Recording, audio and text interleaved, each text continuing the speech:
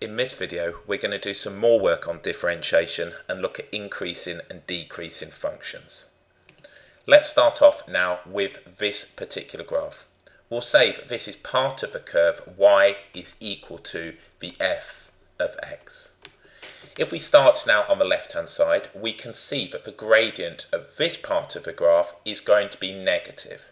So if I wanted to draw a tangent to the curve at a point just here, we could see that that tangent would have a negative gradient.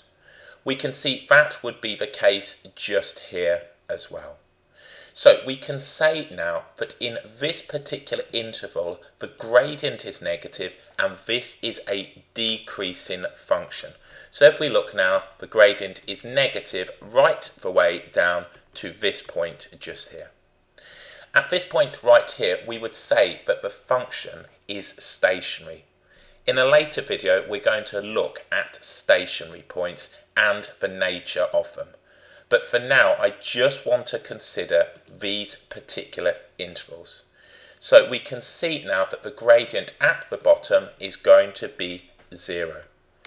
If we now consider the interval to the right, just here, we can see that the gradient is going to be positive.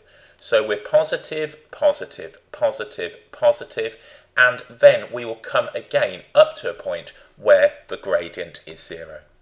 So in this particular interval here, if I wanted to draw a tangent to the curve at any given point in this interval, the gradient of that tangent would be positive. So we have an increasing function. So if I put that just here, we've got an increasing function. Here we can see again it's decreasing, so we've got now a decreasing function in this particular interval here, and then at the bottom we're stationary. When we have now a stationary point, the tangent to the curve at that point will be flat. It will be parallel to the x-axis and have a gradient of 0. I'm just going to leave that on there. I'm just going to put on now the next interval. So we've got this point right here, and let's put these signs on. This is going to be negative, negative, negative, negative, negative. We will come down now to the stationary point where the gradient is going to be 0. And then we can see to the other side, the gradient is going to be positive. So positive, positive, positive, right the way up now to this point just here. So let's go round and we'll be somewhere around here. If we were able to zoom in, we would get that exact point, and then the gradient at this point again is going to be 0. So we can say that this is going to be an increasing function in this particular interval. We've got now a 0 gradient, and again the other side right here we have now an increasing function. We will discuss the nature of these particular stationary points in a later video. We call this one a minimum, this one a maximum, this one a minimum, and this one a point of inflection. As stated, the nature of the stationary points will be discussed later. We're simply looking now at increasing and decreasing functions. So what we've got here is a decreasing function. We've got now a 0 point just here, where the gradient is 0, increasing, decreasing, increasing, and increasing.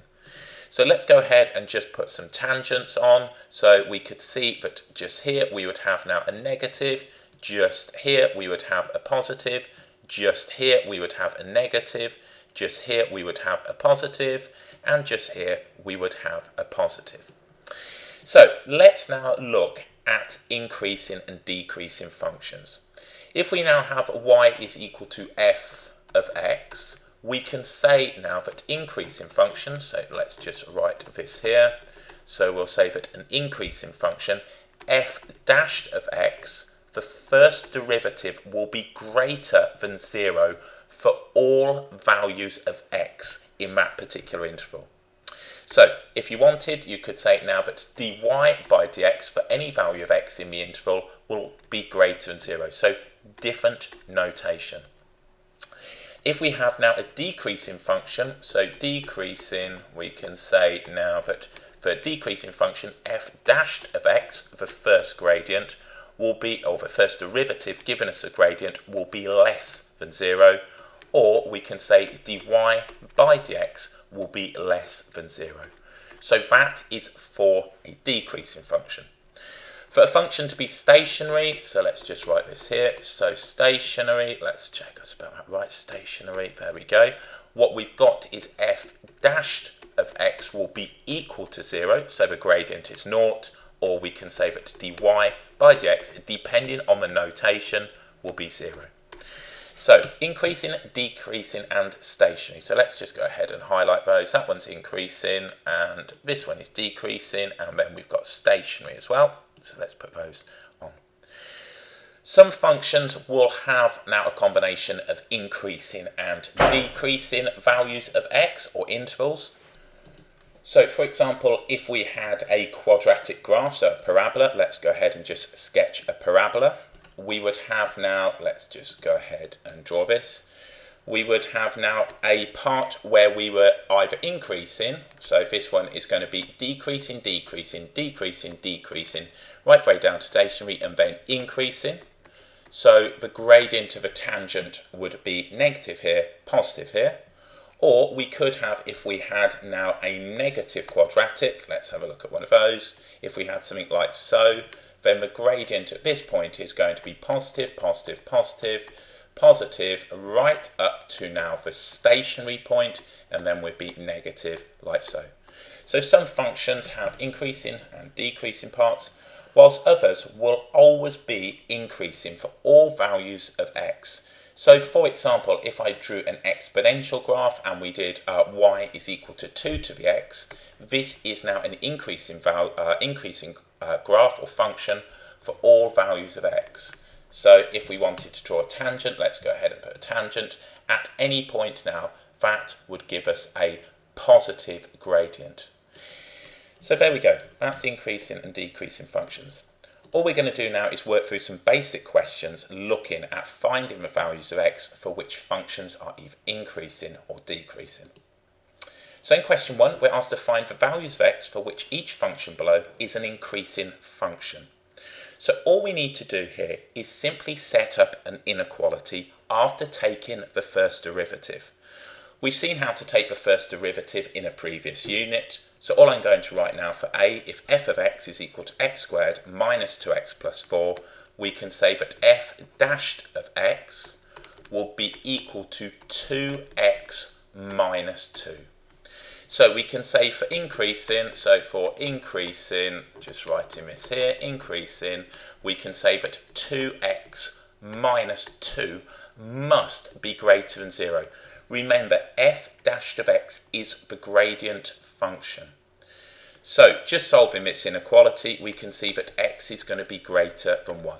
So this is an increasing function now for values of x where x is going to be greater than 1. When x is equal to 1, it will be stationary. As this is a quadratic, what I'm going to do here is complete the square and show an alternative way of finding this. Of course, completing the square will work for quadratics, but we wouldn't, for example, do it with a cubic or a quartic function. So let's now complete the square. So we can say f of x will be equal to x minus 1 all squared minus 1 plus 3. And we can say now that x minus 1 all squared plus 2. So if we just went ahead and drew this parabola, we can see now that the axis of symmetry is going to be the line x is equal to 1, and this minimum point right here is going to be now 1, 2. So if I put that like so, what we'll end up with is something looking like this. So that's what we get. We get this point 1, 2, and we can see now to the right of x is equal to 1, we have now this increasing function. To the left now of that, we have a decreasing function.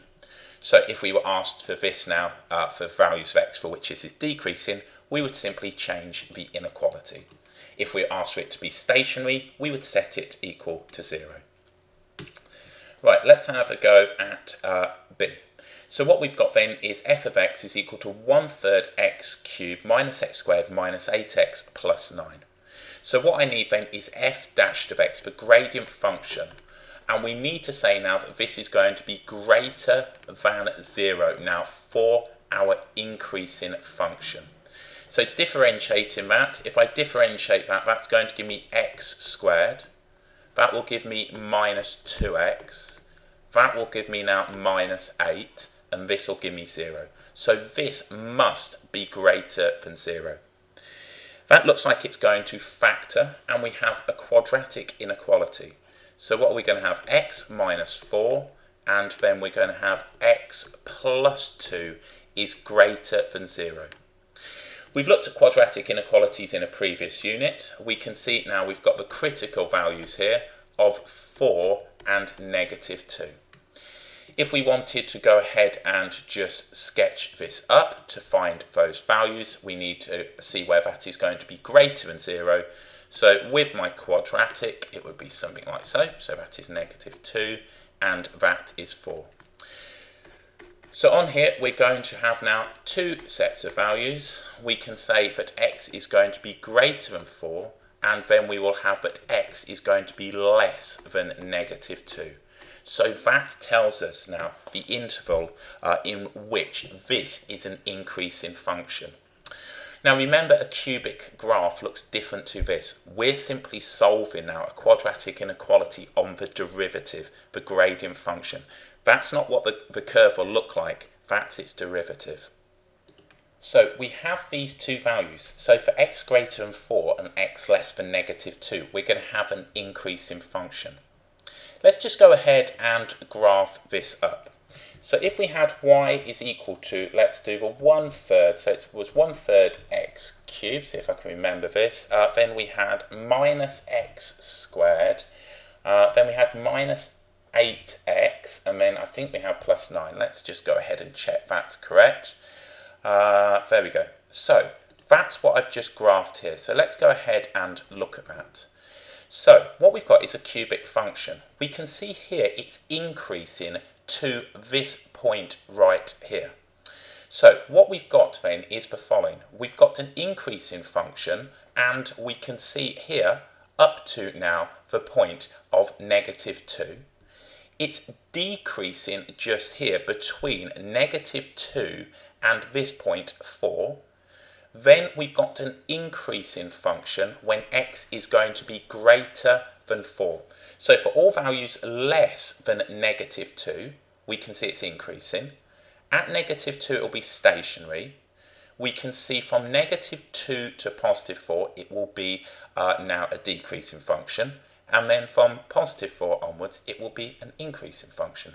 And that is now what we've done. If we've got a cubic function, we would solve now to get a quadratic to consider its gradient. So that's why we use this method.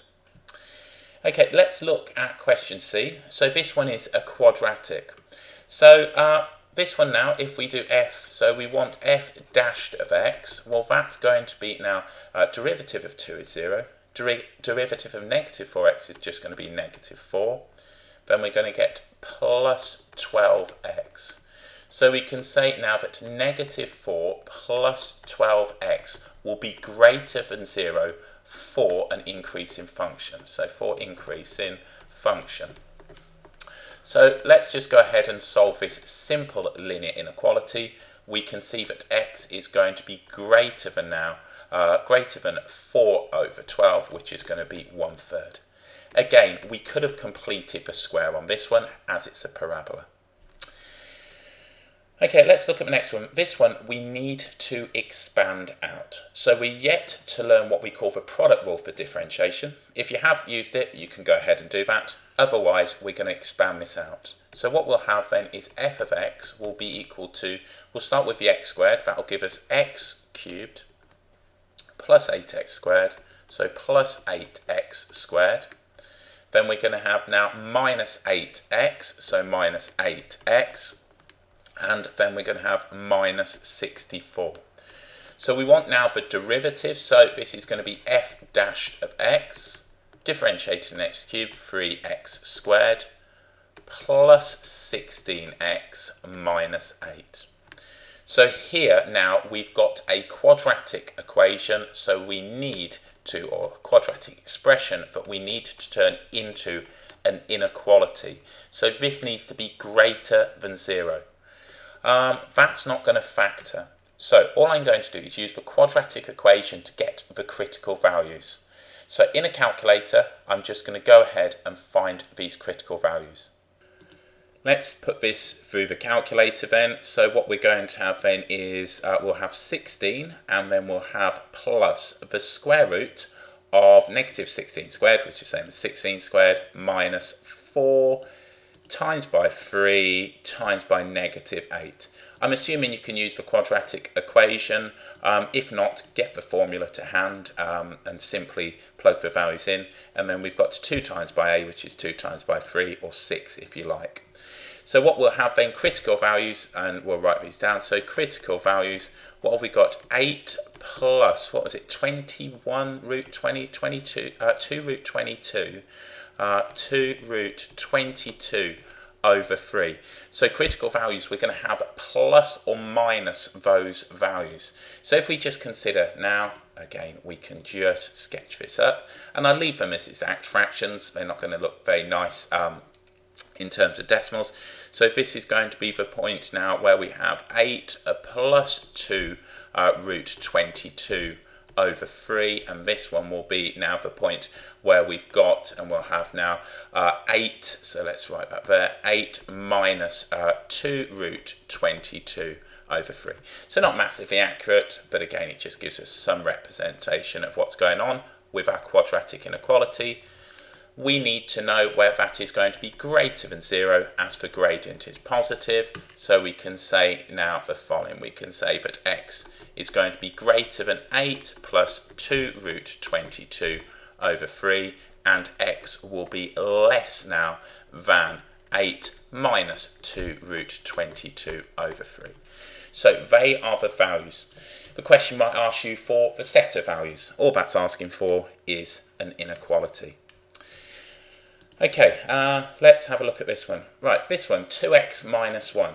Hopefully you can see now what we're going to get is a straight line. So, straight line on this one, and relative, let's just put that there, something like that. So that is the line y is equal to 2x minus 1. So let's just put this on.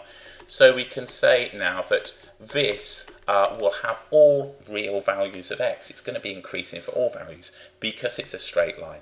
So again, if you're ever sort of thinking, you know, that one seems a bit strange, it's just put in there to test your understanding of what's going on. So we could say now that x would belong to the reals, and we write that like so.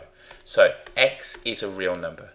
In later units you'll see that notation, and if you just want to write it now, that x, so if you wanted to write out that, x is any real number. So any real number, and just writing that in. So for all values of x, or you might want to write all real values of x, all real, and I'll just put all values of x as I'm running out of space. All values of x, it's an increasing function. It's a straight line. In question number 2, we're asked to find the values of x for which each function below is decreasing. So in part A, f of x is equal to 3x plus x to the minus 1 for x greater than 0. So what we can say then is f dashed of x will be less than 0 for now decreasing functions. So for decreasing functions. So all I'm going to do is take now, decreasing functions. So what I'm going to have here then, remember this is greater than 0. So if we do f dashed of x, we're going to have now 3. Then we will have now, that'll be 3 minus x to the minus 2. Or we could write that now as 1 over x squared. Multiply down by the power, drop the power by 1. Therefore, what we can say now is 3 minus 1 over x squared must be less than 0 for this to be a decreasing function. The gradient, which f dashed of x is, has to now be less than 0. That's a squared term, so I don't need to worry now in terms of my inequality. What we're going to have is the following. We can write now that this, just rearranging, I can write that we're going to have now x squared is going to be less than 1 over 3. So that's just doing a bit of rearranging. So we can say now critical values on here, we can say that x will be equal to plus or minus. Now, we can either write this as 1 over root 3, or we can say root 3 over 3. So x is greater than 0. So for this particular one, we need now the positive. So the inequality now will be that x is going to be greater than 0, yet in turn we can say less than positive 1 over root 3, or as a rationalised fraction, root 3 over 3. So they are our critical values. If you wanted to draw the sketch now, what we'd have is something that looked like that. That's going to be now negative 1 over root 3, and that's going to be positive 1 over root 3. We want it less than 0, so that's what we're going to get. Clearly now, for values of x greater than 0, we need to consider this inequality here. Can't go to the negative 1 over root 3. Okay, let's do the next one. F of x is equal to the quantity 3x squared minus 8 multiplied by x. So let's just go ahead and expand that. So what we'll have now, f of x is equal to 3x cubed minus 8x. So we can say f dashed of x is going to be, what's that going to give me? 9x squared minus 8. So we need now 9x squared minus 8 to be less than 0. Again, a quadratic inequality. Critical values on this one, we're going to get now plus or minus, and this is going to give us now root 8 or 2 root 2 over 3. I'll allow you to rearrange that, entirely up to you. So we want this now to be less than 0. So again, basic quadratic inequality, which we've seen in previous units. Less than 0 is going to be the part below the line, and we will end up now, so this is going to be negative 2 root 2 over 3, positive 2 root 2 over 3. So we want it in this particular interval, so we can say now that x is going to be greater than negative 2 root 2 over 3, yet in turn now it's going to be so less than the 2 root 2 over 3. And that gives us now those values. So again, all we're doing is finding the gradient now, setting up an inequality and solving for the set of values. Okay, question number 3. We're told the graph below shows part of the curve y equals f of x. Mark the points x equals a and x equals b, where b is greater than a, and in turn a is greater than 0, such that f of x is a decreasing function for x between a and b. Okay, let's just think what this is asking us to do. What we're looking for now, given that a and b are both greater than 0, we need to look at where this is decreasing. So we're only interested now if x is greater than 0 in this particular interval, because this is the part of the curve that we have. This bit can go because now that is for x less than 0. And we're going to look now at where this is a decreasing function. So if I look at it, it's going to be, the decreasing function is going to be, let's just choose a different colour so it shows us our tangent. Our tangent just here is going to be decreasing. It's going to be increasing here, and of course it's increasing just here. So all I'm going to do now is put a and b on. So x is equal to a. Remember, b is greater than a is going to be just here. So this is a point now where x is equal to a, and this is going to be the point where x is equal to b, such that in the interval from a to b, this is going to be a decreasing function. This point right here, if we just pop that on, that is the stationary point just here, and that is the stationary point just there. Sometimes we call these turning points, but not all stationary points are turning points, as we'll see in the next video. But that just gives us now an understanding of the decreasing nature of that function in the given interval. So there we go, introduction to increasing and decreasing functions.